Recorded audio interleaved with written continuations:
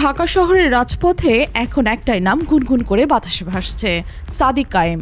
যে ছেলে কয়েক মাস আগেও ঢাকা বিশ্ববিদ্যালয় ক্যাম্পাসের মধ্যেই সীমাবদ্ধ ছিল, আজ তার নাম রাস্তায় রাস্তায় পোস্টারে, ফেসবুক লাইভ, হোয়াটসঅ্যাপ গ্রুপে আলোচনা।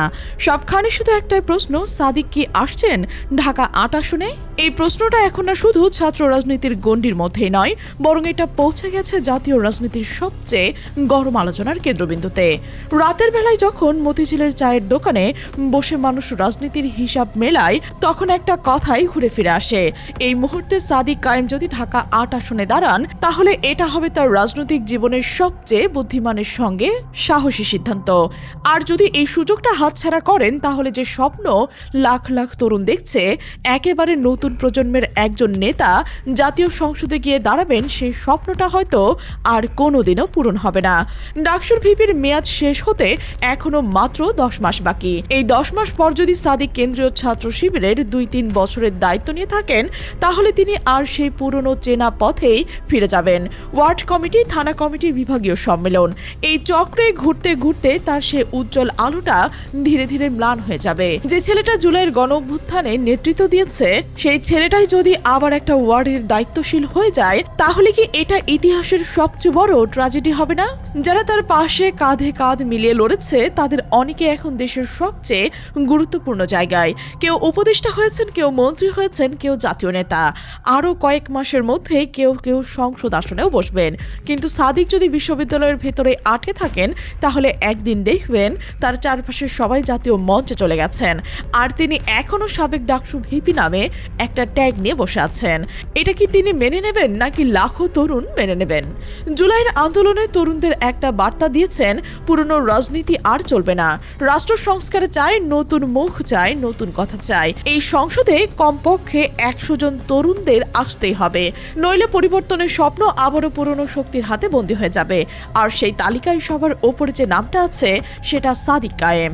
এখন না হলে আর কখনো নয়। এই কথাটা এখন শুধু স্লোগান নয়, এটা একটা জাতীয় আবেগে রূপ নিয়েছে। ইতিহাস বলে ডাকসুর ভিপি থাকা অবস্থায় সংসদ সদস্য হওয়ার নতুন কিছু নয়। বিএনপির আহসানুল্লাহ আমান নিজেই ডাকসুর ভিপি থেকে সরাসরি এমপি নির্বাচিত হয়েছিলেন, তারপর জাতীয় রাজনীতিতে নিজেদের জায়গা করে নিয়েছিলেন। সাদিক কায়েমের ক্ষেত্রেও এটা একদম বৈধ, প্রতিষ্ঠিত এবং স্বাভাবিক পথ। তার বর্তমান জনপ্রিয়তা, গ্রহণযোগ্যতা, তরুণদের ভালোবাসা, সবকিছুই মিলে এই সিদ্ধান্তটা যৌক্তিকের চেয়েও বেশি কিছু। আর ঢাকা ৮ আসনটা যে শুধু একটা আসন নয়, সেটা এখন সবাই বুঝে গেছে। এই আসনে মির্জা আব্বাসের মতো রাজনৈতিক দৈত্যকে হারাতে পারে এমন এক মুখ এই মুহূর্তে সাদিক কায়েম। কারণ তার সঙ্গে আছেন তরুণদের উন্মাদনা, আছেন জামাতের শক্ত ভোট ব্যাংক, আর জুলাইয়ের আন্দোলনের রক্তে লেখা আস্থা। এই সমীকরণ যদি একসঙ্গে কাজ করে, তাহলে ঢাকা ৮-এর ফলাফল শুধু একটা আসনের জয় নয়, এটা হবে নতুন প্রজন্মের রাজনৈতিক প্রথম বড় বিজয়। কিন্তু এই গল্পের আরও একটা দিক রয়েছে। বিপরীত পক্ষে গলায় অন্য সুর। তারা বলছেন জামায়াত ইচ্ছাকৃতভাবেই সাদিক কায়েমকে জাতীয় নির্বাচনে ঠেলে দিচ্ছে, উদ্দেশ্য যাতে সে আর কেন্দ্রীয় শিবির সভাপতি বা সেক্রেটারি হতে না পারে। কারণ ঢাকা ৮ যদি তারা ছেড়ে দেয়, তাহলে জামাতের ভোট ব্যাংক চলে যাবে বিএনপির ঝুলিতে। ফলে জাতীয় সংসদে জামাতের আসন কমে যাবে, বিএনপির বাড়বে। তাদের অস্তিত্ব বাঁচাতে গেলে এই আসনে নিজস্ব প্রার্থী দেওয়া ছাড়া জামাতের সামনে আর কোনো পথ নেই। তাই তারা বলছে এটা ছাত্রনেতা তৈরির খেলা নয়, এটা নিজেদের ভোট রাজনীতির বাঁচানোর শেষ কৌশল। এই সমীকরণে আরও একটা নাম জোরে জোরে উঠে আসছে, ওসমান হাদি। জুলাই আন্দোলনে যার কথা, যার সাহস সবাই দেখেছে, রাস্তায় দাঁড়িয়ে পুলিশের সামনে বুক তুলে কথা বলেছেন তিনি, সেই তরুণ সমাজের মনে একটা আলাদা জায়গা করে নিয়েছে। অনেকে বলছেন ওসমান হাদির মতো একজন প্রখর স্পষ্টবাদী, ভয়হীন কণ্ঠ সংসদে খুব দরকার। তাই জামাতের উচিত এই আসনে স্যাক্রিফাইস করা। ওসমান হাদি যদি এমপি হন, তাহলে দেশের রাজনীতির ভবিষ্যৎ আরও মজবুত ভিত্তি পাবে। আর সাদিক কায়েম যদি সত্যি প্রার্থী হতে চান, তাহলে তাকে অন্য কোনো কৌশলগত আসনে সরিয়ে নেওয়া হোক। এইসব হিসাব নিকাশ, চাপান উত্তরণ, দেন দরবারের মধ্যেই ঢাকা ৮ এখন রাজনৈতিক দাবার বোর্ডে পরিণত হয়েছে। মির্জা আব্বাসের অভিজ্ঞতা, জামাতের ভোট ব্যাংক, বিএনপির চাপ, ওসমান হাদির উত্থান, আর সবার উপরে সাদিক কায়েমের জনপ্রিয়তা, সব মিলিয়ে এই আসনটা শুধু একটা সংসদীয় আসন নয়, এটা বাংলাদেশের আগামী দিনের রাজনীতি কোন পথে যাবে তার সংকেত।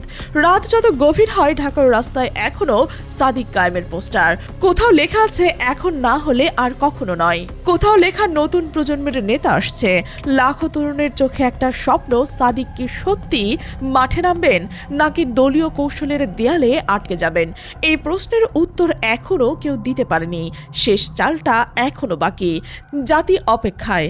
ঢাকা ৮ কি নতুন প্রজন্মের নেতৃত্বকে বরণ করে নেবে নাকি আবারও পুরনো শক্তির হাতেই থেমে যাবে পরিবর্তনের স্বপ্ন? সময় বলবে। এই মুহূর্তের সবচেয়ে আলোচিত নাম সাদিক কায়েম কি সত্যি বাংলাদেশের রাজনীতিতে পরিবর্তনের বড় চমক হয়ে উঠতে চলেছে, নাকি এই উত্থান আরও একটা অধরা স্বপ্ন হয়ে মিলিয়ে যাবে ঢাকার ধুলোয়? এদিকে অনেকেই চাইছেন একজন প্রখর স্পষ্টবাদী ভয়হীন কণ্ঠস্বর সংসদে দরকার। ওসমান হাদির মতো একজন প্রখর নেতা সংসদে থাকুক। অন্যদিকে আবার বিএনপির জনপ্রিয় মুখ মির্জা আব্বাসের মাঠ কাঁপানো প্রচারণা। সবকিছু মিলে ঢাকা ৮ আসন এখন রহস্যে ঘিরে রয়েছে। সেই রহস্যের জাল উন্মোচন সময়ের ব্যাপার। প্রিয় দর্শক, নির্বাচনী মাঠে ঢাকা ৮ আসন নিয়ে আপনার মন্তব্য কি? আপনি কাকে চাইছেন? বিএনপির তুখোড় নেতা মির্জা আব্বাস আসুক, নাকি সত্য ও ন্যায়নিষ্ঠার প্রতীক সাদিক কায়েমকে, নাকি প্রখর ও স্পষ্টবাদী নির্ভীক কণ্ঠস্বর ওসমান হাদিকে? অবশ্যই আপনার মন্তব্য কমেন্টে জানাবেন। আর আপনি যদি আমাদের চ্যানেলে নতুন হয়ে থাকেন, অবশ্যই সাবস্ক্রাইব করে বেল আইকনটি বাজিয়ে রাখুন, যেন রাজনীতির ময়দানে এমন বিশ্লেষণধর্মী প্রতিবেদন সবার আগে আপনার কাছে পৌঁছয়। আমাদের সাথে থাকার জন্য ধন্যবাদ।